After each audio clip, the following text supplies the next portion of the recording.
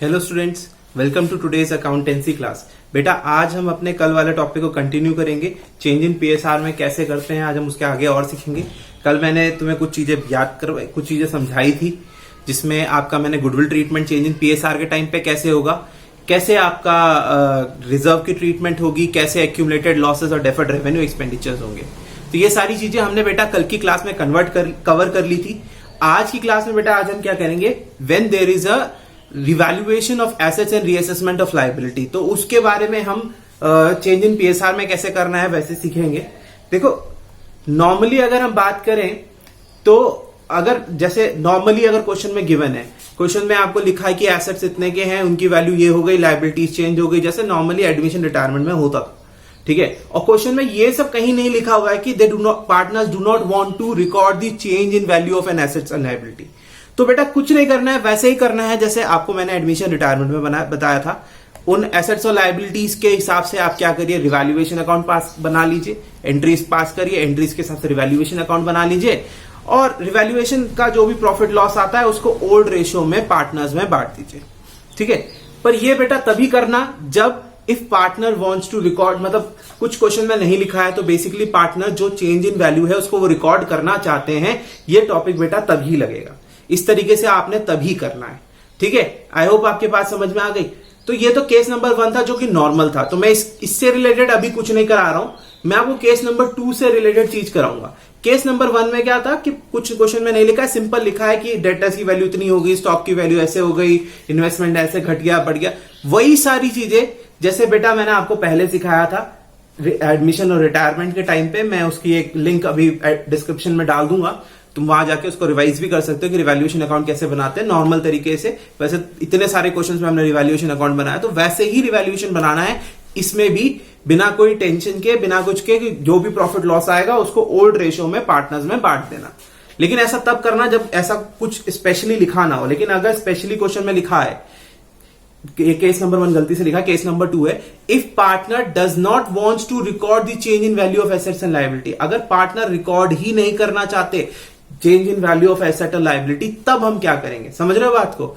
मतलब बता तो दिया कि देखो भाई बिल्डिंग अगर आपकी बैलेंस शीट में दिख रही है 1 लाख रुपए की, when there is a change in profit sharing ratio, और नीचे एडजस्टमेंट में उन्होंने मेंशन भी कर दिया, क्लियरली स्पेसिफाई कर दिया कि हमारे पास जो बिल्डिंग है उस बिल्डिंग की वैल्यू अब कितनी रह गई है, उस बिल्डिंग की वैल्यू रह गई है, लेट्स टेक फॉर एग्जाम्पल 1,50,000 की बिल्डिंग थी और 1,80,000 हो गई है, तो बिल्डिंग की वैल्यू बढ़ रही है, ठीक है। प्लांट एंड मशीनरी की वैल्यू बढ़ रही है, पर वो बढ़ी हुई वैल्यू या घटी हुई वैल्यू को रिकॉर्ड नहीं करना चाहते, वो रिवाइज वैल्यू को रिकॉर्ड नहीं करना चाहते। इन दैट केस कैसे करें, समझ में आ रहा है टॉपिक, समझ में आ रहा है प्रॉब्लम क्या है। तो हमें बस ये देखना है कि फिर उस समय कैसे रिकॉर्ड करें। If partner does not wants to record the change in value of an asset and liability, partner अगर रिकॉर्ड ही नहीं करना चाहते हैं कि कोई भी चेंज एसेट और लायबिलिटी में, तो उसको हम कैसे रिकॉर्ड करें, वो आज हमें सीखना है, ठीक है। तो उसके लिए पता है आपको क्या करना पड़ेगा, उसके लिए आपको एक मेमोरेंडम रिवैल्यूएशन अकाउंट बनाना पड़ेगा। ये मेमोरेंडम रिवैल्यूएशन अकाउंट क्या है, बिल्कुल रिवैल्यूएशन अकाउंट जैसा ही है, बस इसमें आगे एक वर्ड मेमोरेंडम लगा देते हैं। Memorandum means for a purpose, मतलब basically this is not an part of the accounting process, मतलब जो बुक्स को इफेक्ट करेगा।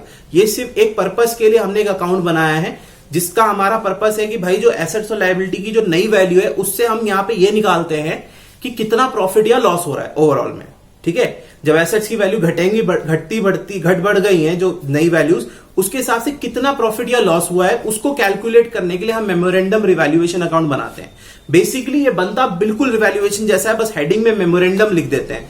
मेमोरेंडम लिखने से क्या हो जाता है, मेमोरेंडम रिवैल्यूएशन लिखने से क्या हो जाता है कि, क्योंकि देखो क्वेश्चन हेडिंग क्या है कि पार्टनर रिकॉर्ड नहीं करना चाहते change in value of assets and liability, तो कह क्या रहा है, कोई कह ये रहा है कि that partner does not want to record the change in value of asset and liability.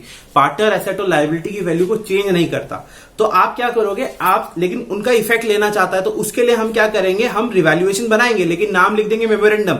Memorandum revaluation account बनाने का मतलब क्या है कि बस हमने एक अलग से एक अकाउंट बनाया, जिससे हमने सिर्फ देखा कि हमें ये रिवैल्यूएशंस की वजह से ये जो नई वैल्यूज हो गई हैं एसेट और लायबिलिटी की, इनकी वजह से हमें ओवरऑल फायदा कितना हो रहा है या नुकसान कितना हो रहा है, बस हमें इतना देखना है। ये हमने देख लिया, इसके बाद अब हम क्या कर देंगे, उसके हिसाब से बस हम उस प्रॉफिट और लॉस के हिसाब से हम क्या कर देंगे, ट्रीटमेंट कर देंगे, वही गेनिंग और सेक्रीफाइसिंग वाला।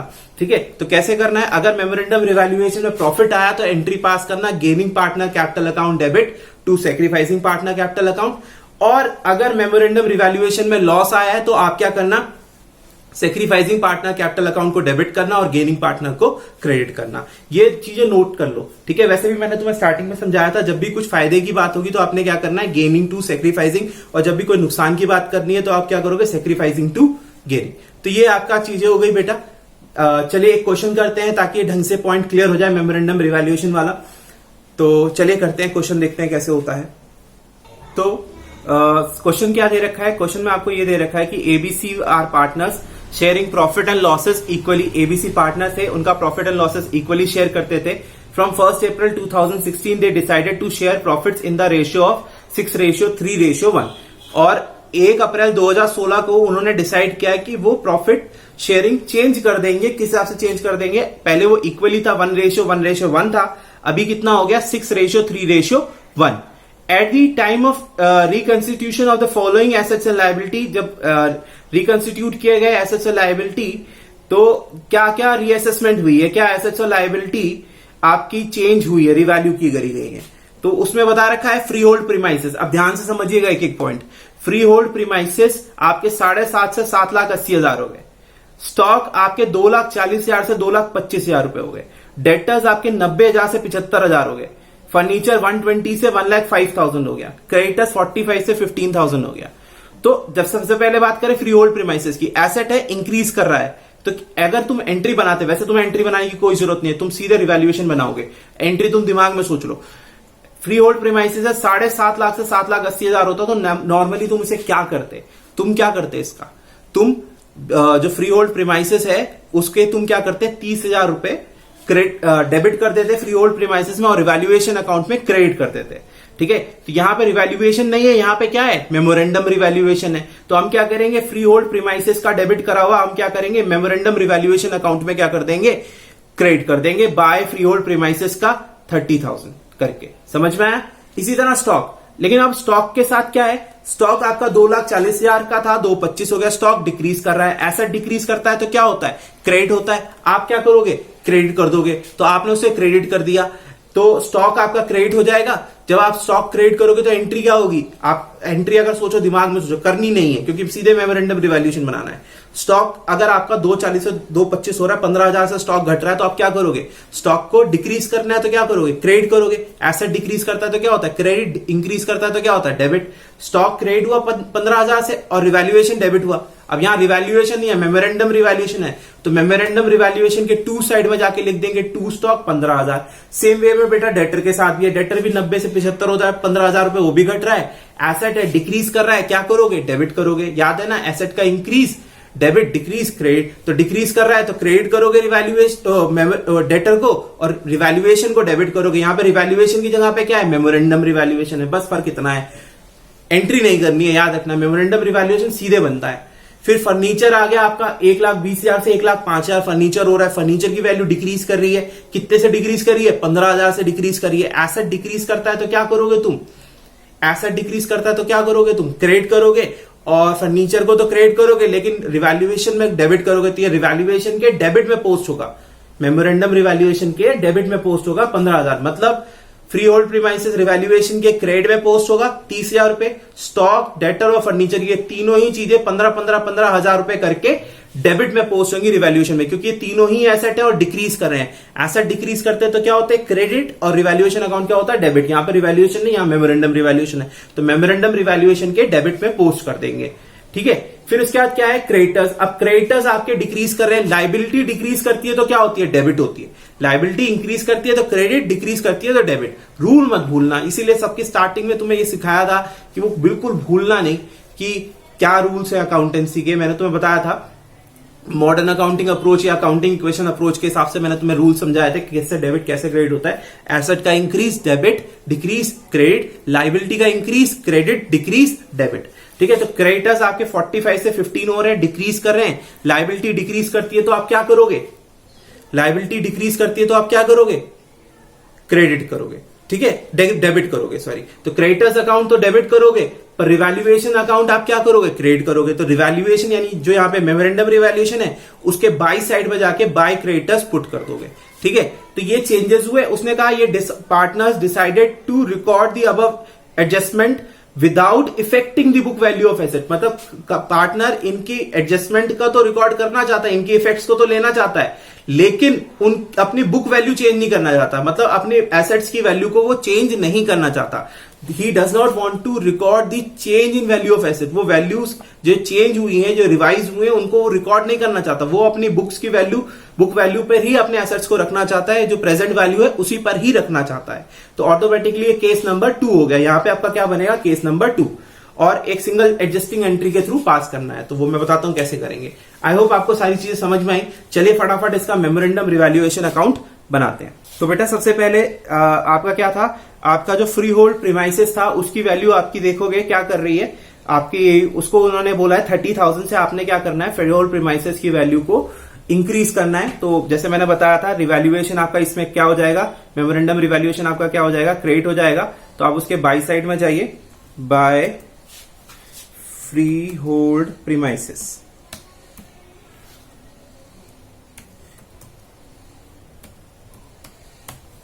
बाय फ्री होल्ड प्रीमाइसेस कितना अमाउंट आएगा, फ्री होल्ड प्रीमाइसेस में आपका अमाउंट आएगा 30,000। ठीक है, इसके बाद मैंने आपको बताया था 3 चीजें आपकी डेबिट होंगी क्योंकि वो घट रही थी, स्टॉक, डेटर और क्या घट रहा था आपका, फर्नीचर घट रहा था। तो इन्हें आप डेबिट में पोस्ट कर दीजिए। टू स्टॉक,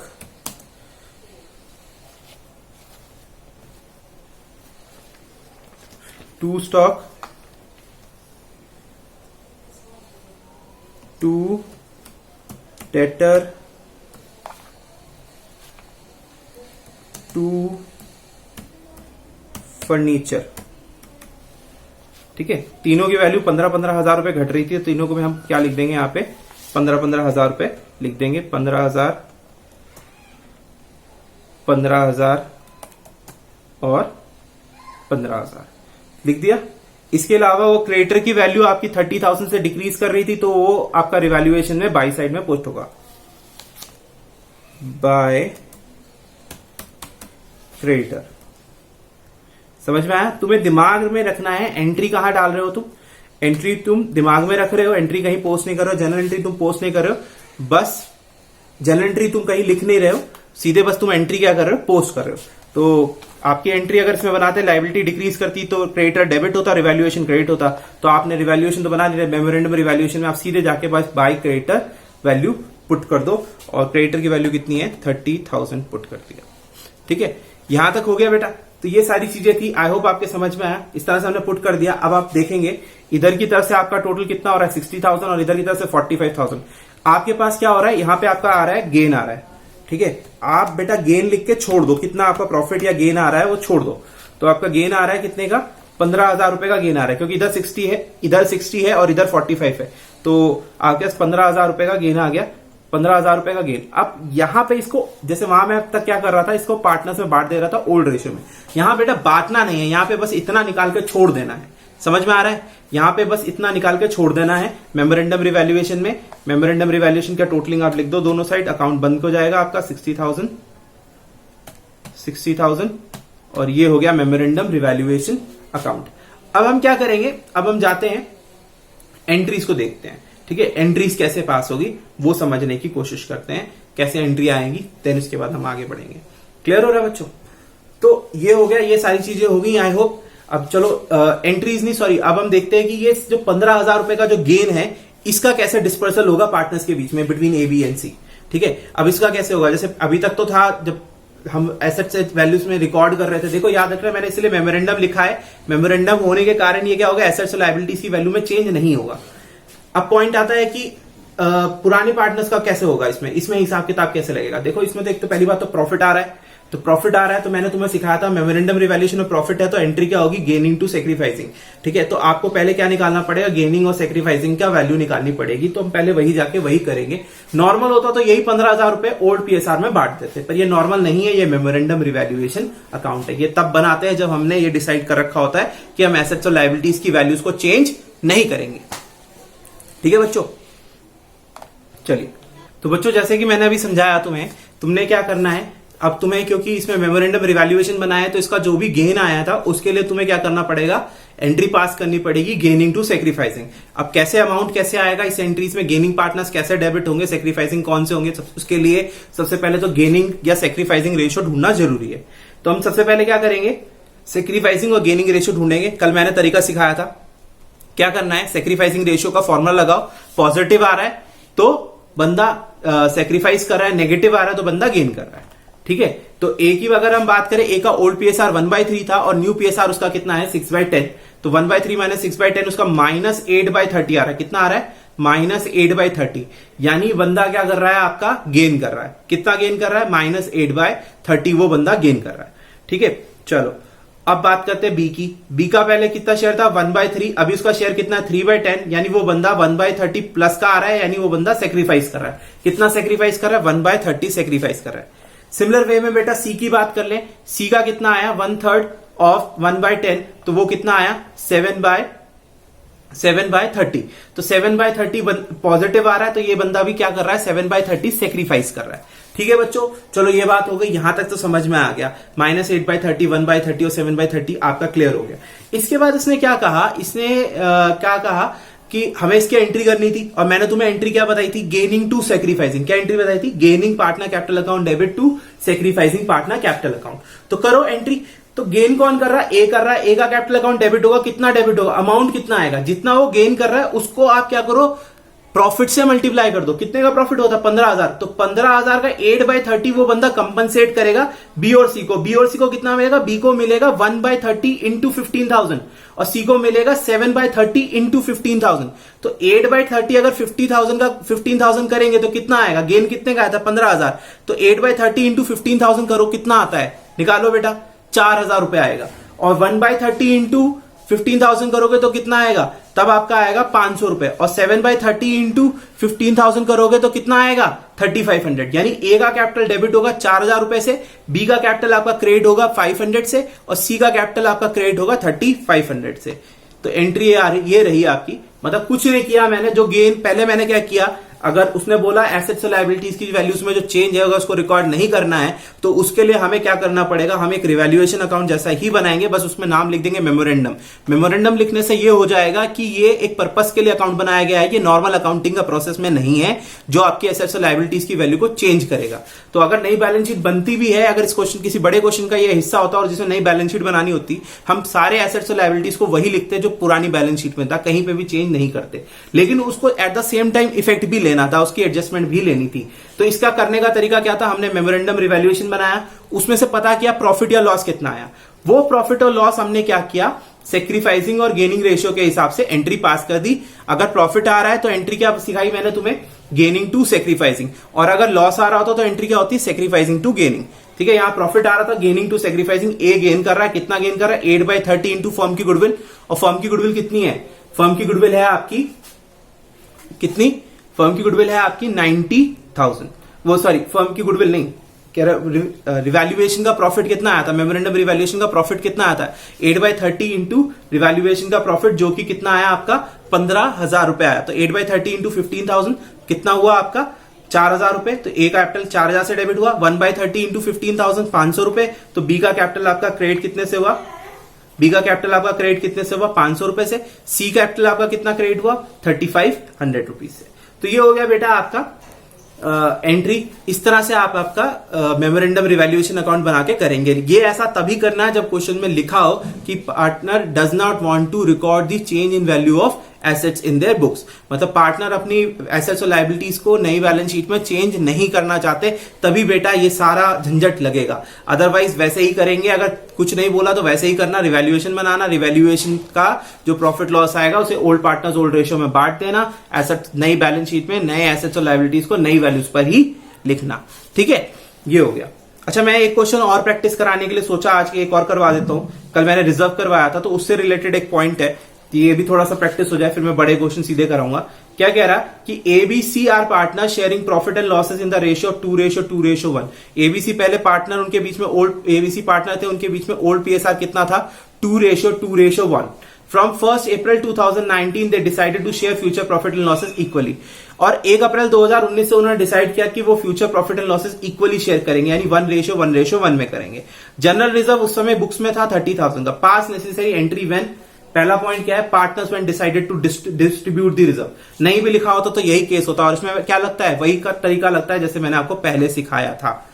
पहले क्या सिखाया था कि आप रिजर्व का जो भी पैसा है आप उसे उठा के क्या करेंगे, पार्टनर्स में, ओल्ड पार्टनर्स में बांट देंगे। तो ये 30,000 ओल्ड पीएसआर, देखो क्या था क्वेश्चन में, ओल्ड पीएसआर था आपका 2:1, तो ये 30,000 2:1 में, यानी 12,000 12,000 और 6,000 में मैंने क्या किया, बांट दिया। ये ऐसे ही करते आ रहे थे, और कुछ नहीं कहा तो ऐसे ही करना, और 99% में कुछ नहीं कहता है तो ऐसे ही करना होता है, आपको बांट देना होता है। 1% क्वेश्चन में क्या होता है, ये आपका केस नंबर 2 आता है, जब partners wants to maintain the reserve. Partner reserve को बांटना नहीं चाहते, खत्म नहीं करना चाहते, और वो मेंटेन करना चाहते हैं रिजर्व को। तो ऐसे हालात में अब हम क्या करेंगे केस नंबर 2 में, तो हमें वही करना पड़ेगा। रिजर्व के लिए मैंने आपको क्या बताया था, सैक्रिफाइसिंग टू गेनिंग। तो मैंने क्या किया, पहले सैक्रिफाइसिंग गेनिंग रेशियो ढूंढा। ए का सैक्रिफाइसिंग आया 1/5, बी का आया 1/15, बी का आया 1/15, और सी का आया कितना, -2/15। यानी सी का नेगेटिव आया, यानी भाई सी हमारा क्या कर रहा है, गेन कर रहा है, ए और बी क्या कर रहे हैं, सेक्रीफाइस कर रहे हैं। तो सी का कैपिटल अकाउंट डेबिट होगा, कितने से डेबिट होगा, 2/15 इंटू फर्म का रिजर्व जो कि कितना था 30,000। तो 2/15 इंटू 30,000 किया तो कितना आया, 4,000। ए और सी में वो 1/15 बढ़ जाएगा, 2,000 1/15 और 30,000 करोगे तो 2,000 करके आएगा, और इस तरह से ए और बी में बढ़ जाएगा। तो बेटा यही था आज की क्लास में। आई होप आपको समझ में आया ये सारे कॉन्सेप्ट, आपने अच्छे से नोट्स बनाए होंगे। कोई कंफ्यूजन है, कुछ है तो आप कॉल करके मुझसे पूछ लीजिए।